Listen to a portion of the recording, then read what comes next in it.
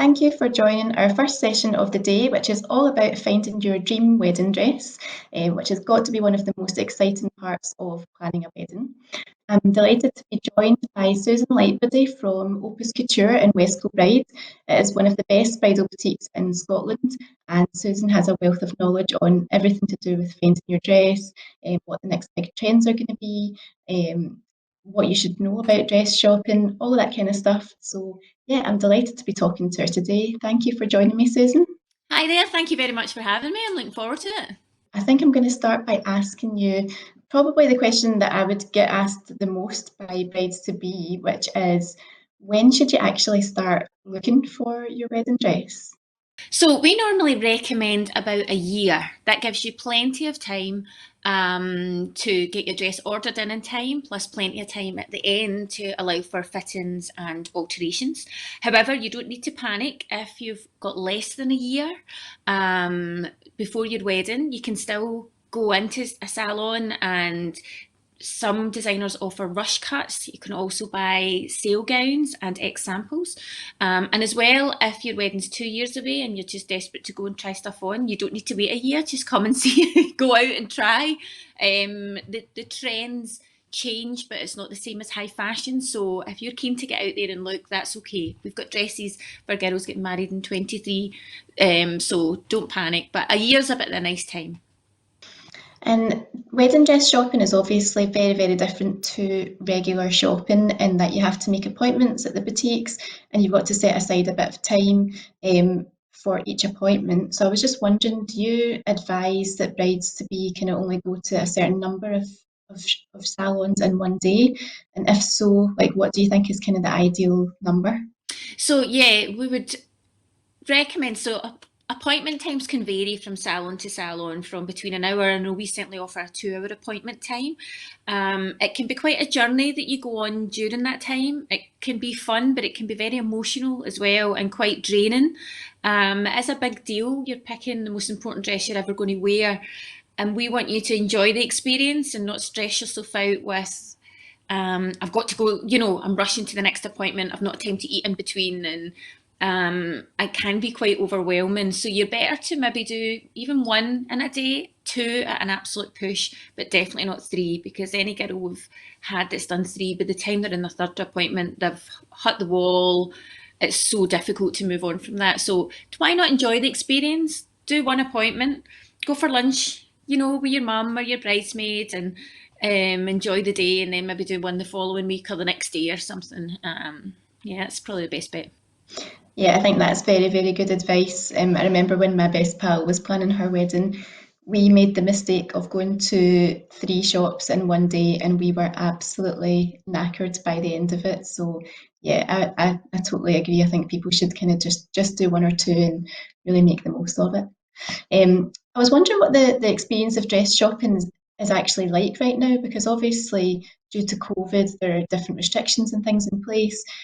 What's wedding dress shopping like at Opus at the moment?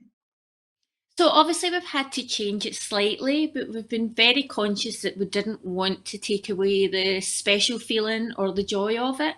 So we have all our guidelines in place, where we're doing temperature checking, we've got hand sanitising station, everything's cleaned down between appointments, and all the dresses are steamed cleaned between appointments as well. However, we're still offering the same length of time for the appointment. There is only two guests allowed at the minute with a new bride appointment. So there is less numbers in the year. Not corded, we've got two areas in the salon. So there's one bride in one section of the shop and one in the other. So there is a nicer feeling. It's less stressful. You've almost got the main, either the main shop to yourself or the couture room to yourself. You're not sharing it with any other brides, which is quite nice.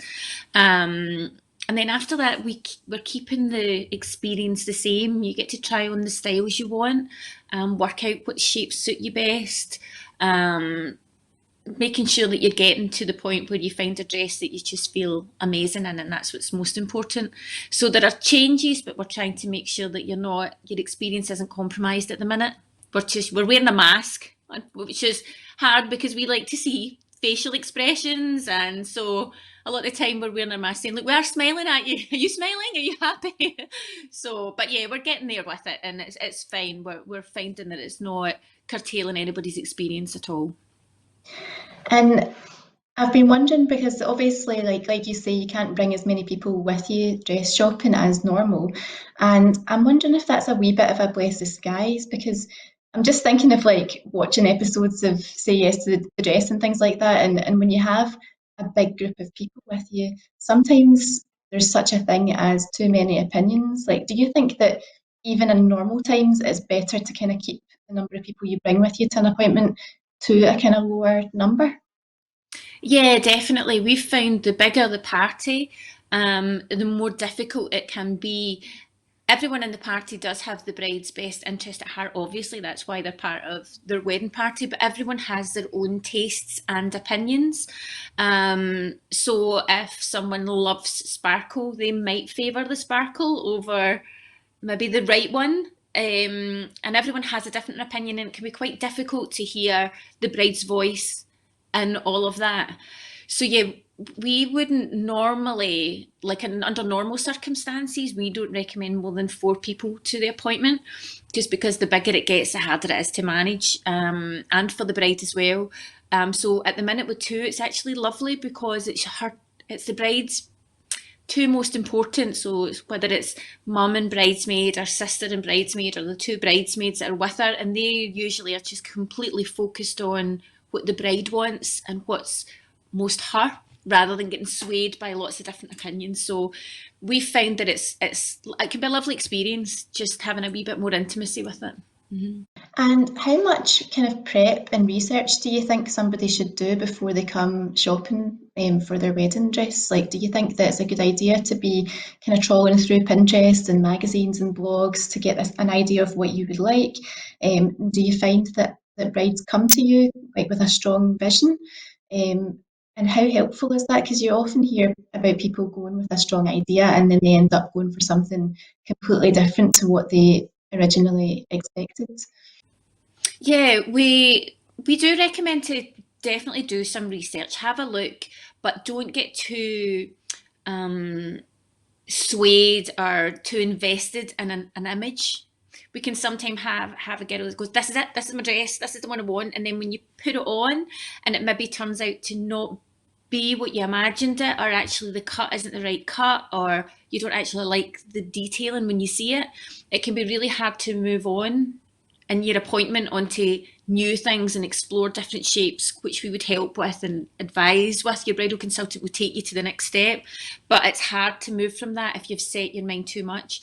However, it is really helpful. We usually ask to see our bride's Pinterest boards, and even if it's maybe the most random collection of detailing, we can get so much from that, even if it's just the overall look you're wanting, or maybe back detailing is really, really important, or maybe your detailing you like's lace, or maybe it's beadwork, and that can really help us pick out the best styles and shapes for you. So I would do your research, read, but still be open.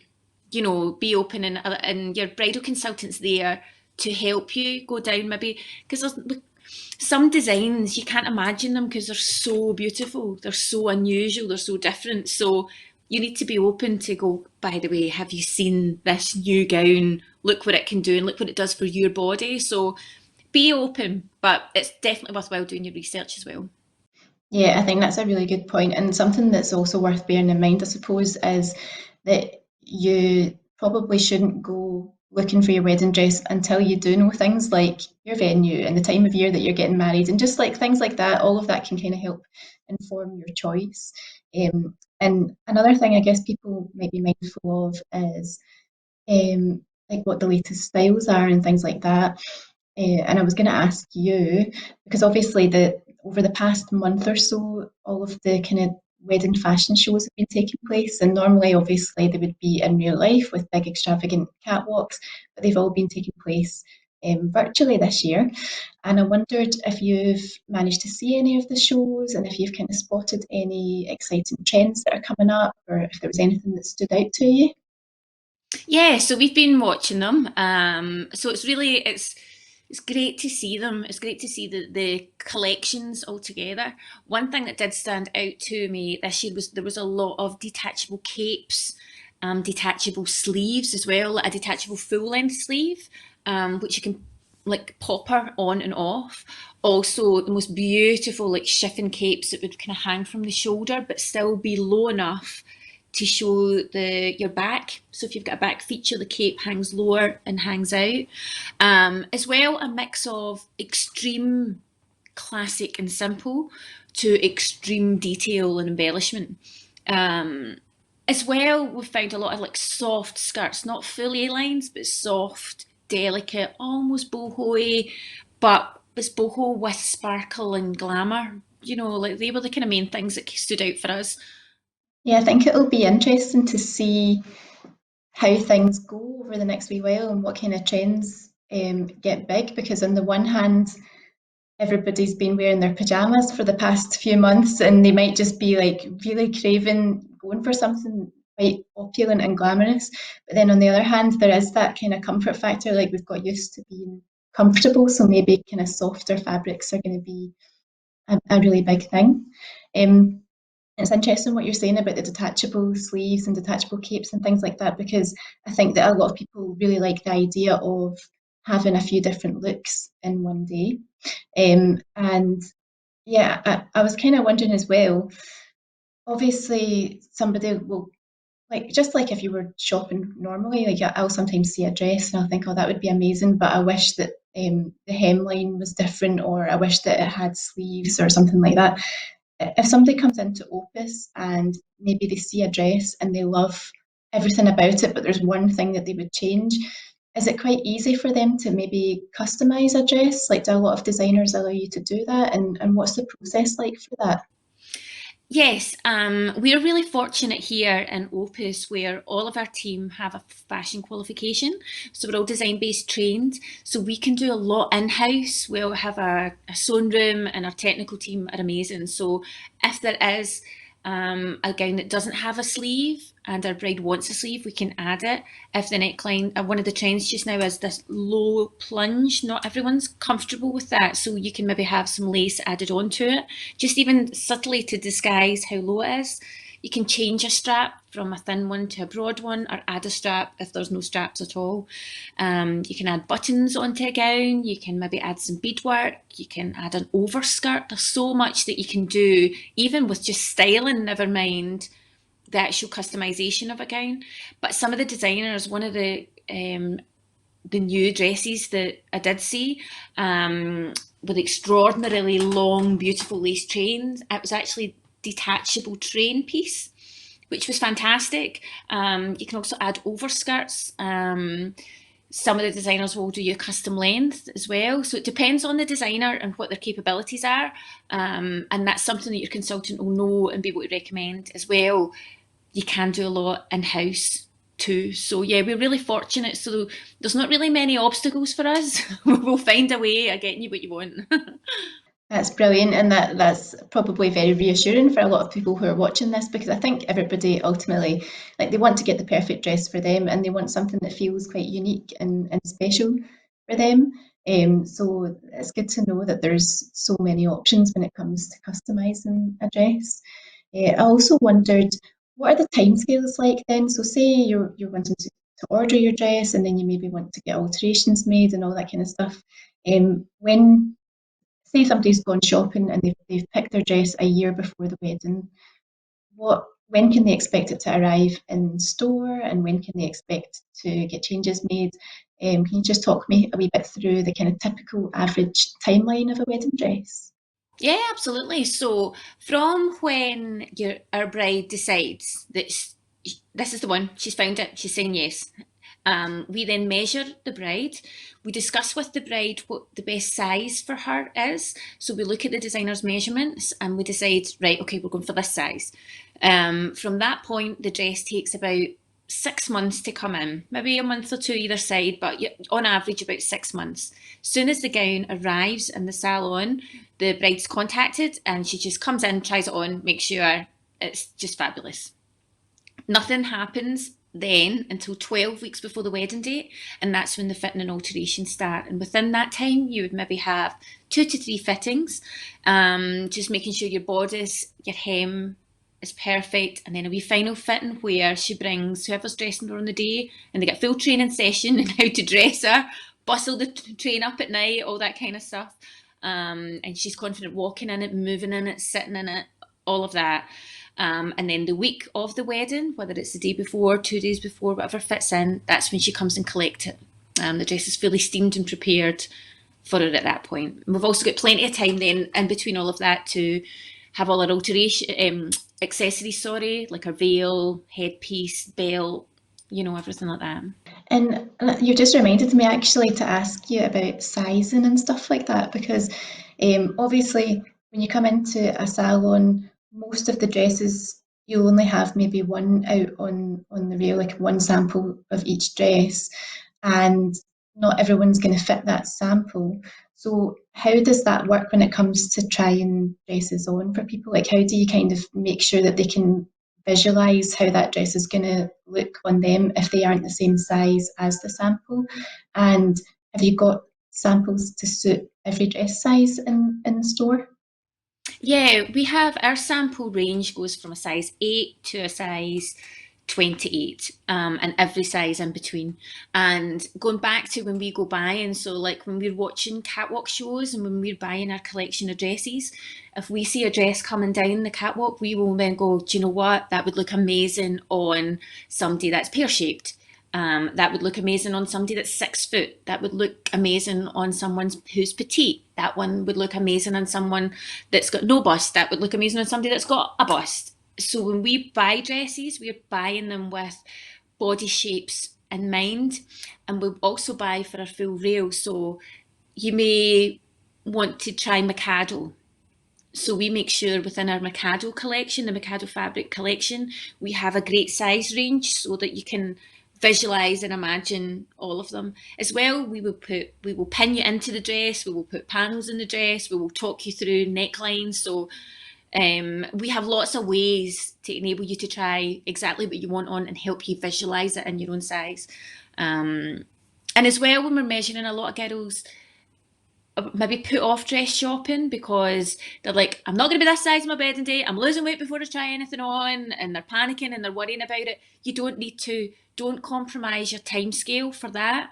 We know that and we understand that and we work with you on that. So when we're measuring you, when we're looking at size charts, gowns can be altered in up to like 3 sizes and you would never even know. So don't let that be a reason to stop you coming and trying on, because we understand and we will work with you and we will make sure that your dress is going to fit you perfect. So, but you want to have the best experience and the best chance of ordering in what you want. So don't hold off too late and miss your chance to order in.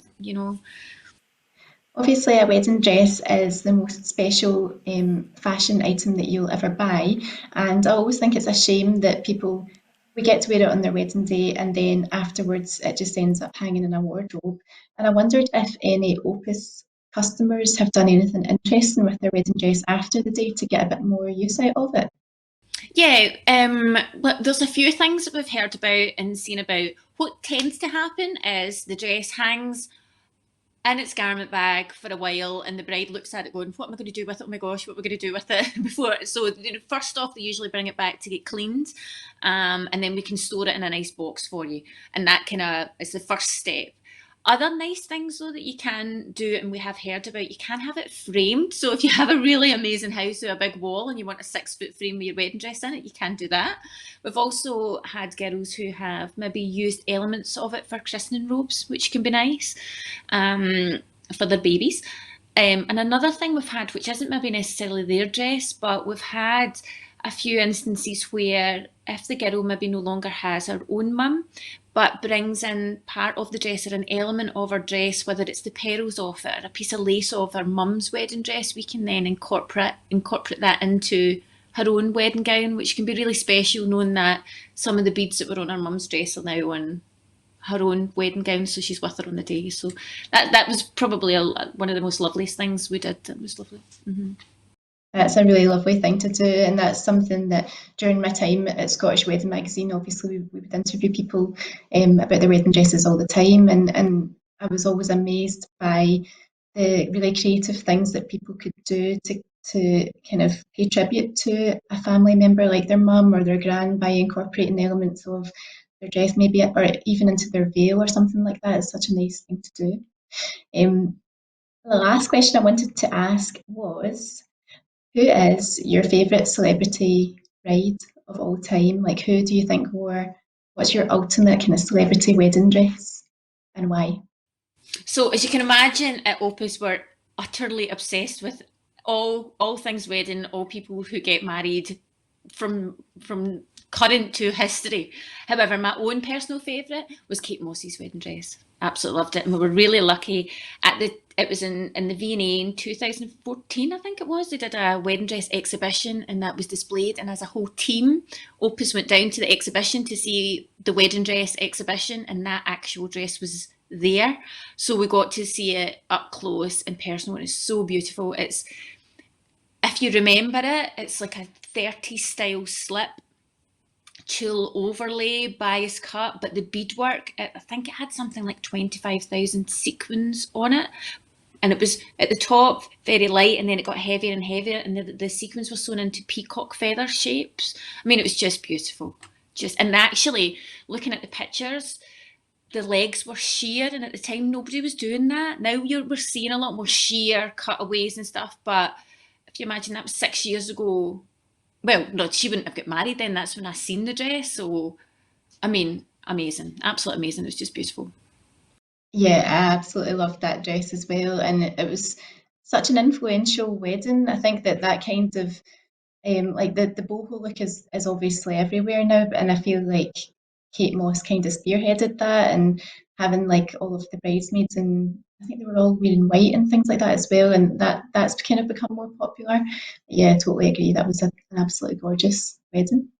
Um, Thank you very much for taking the time to talk to me today, Susan. Like, you're obviously an absolute font of knowledge when it comes to bridal fashion, and that's true of the whole team at Opus. So anybody that's watching this, you should really follow Opus on Instagram, check them out online. They're always kind of posting amazing dresses on social media and things like that.